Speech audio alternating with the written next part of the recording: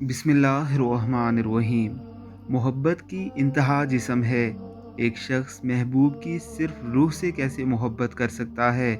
ان دونوں کے درمیان فقط لفظوں کی حد تک محبت کیسے ہو سکتی ہے؟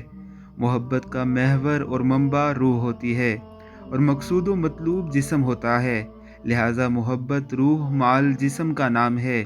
کوئی بھی مرد جب بھی کسی عورت سے محبت کا دعویٰ کرتا ہے تو خواہ وہ دعویٰ جھوٹا ہو یا سچا، اس رشتے کی انتہا جسم ہے۔ آپ عورت سے نکاح کریں تب بھی یا نکاح نہ کریں تب بھی، ہاں یہاں حرام و حلال میں فرق واضح ہے۔ عورت اور مرد کے بیچ کا یہ رشتہ ایک فطری عمل ہے، تو پھر کیسے آپ فطرت کے خلاف جا سکتے ہیں؟ ایک مرد فقط روح سے محبت کر ہی کیسے سکتا ہے؟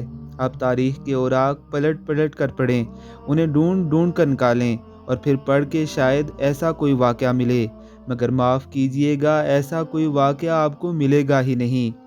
تو پھر یہ قبول کرنے میں عار محسوس نہ کریں کہ محبت کی انتہا جسم ہے۔ بند کریں یہ اپنی روح سے محبت والا چورن بیچنا اور لڑکیوں کو بیوقوف بنانا۔ مرد و عورت کے رشتے کی انتہا جسم ہی ہے۔ پس نکاح کی صورت میں ہمیں پاک و حلال رشتے کا بتا دیا گیا ہے۔ اب یہ ہم پر منحصر کرتا ہے کہ ہمیں حرام رشتہ چننا ہے یا حلال، اور ویسے بھی روح سے محبت کا فسانہ صرف حصول جسم سے پہلے پہلے تک ہے، کیونکہ سیانے کہتے ہیں کہ لیلا مجنوں کی بھی اگر شادی ہو جاتی تو ان کے بھی صرف لڑائی کے قصے مشہور ہوتے، بڑے آئے روحوں سے محبت کرنے والے۔